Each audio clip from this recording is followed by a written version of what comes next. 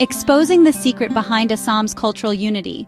How did one man break caste barriers and spark a movement that still shapes the region today?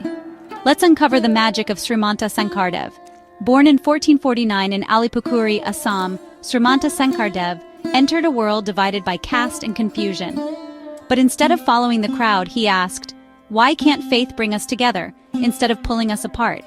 Sankardev's answer was Ekasarana Dharma, a simple but radical idea, devotion to one God open to everyone. No caste, no complicated rituals, no exclusions, just pure bhakti, or devotion. In a society obsessed with hierarchy, this was revolutionary. But he didn't just preach, he created. Sankardev translated sacred texts into Assamese, making them accessible to all, not just priests. He wrote plays called Ankiya Nat, mixing drama, music, and dance. Ever heard of Satriya dance? It started as his way to teach spiritual stories, and now it's one of India's classical dance forms.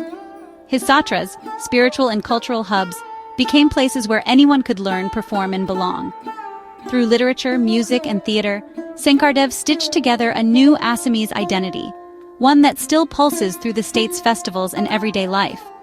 But his biggest legacy? He proved that unity is possible, even in the most divided times.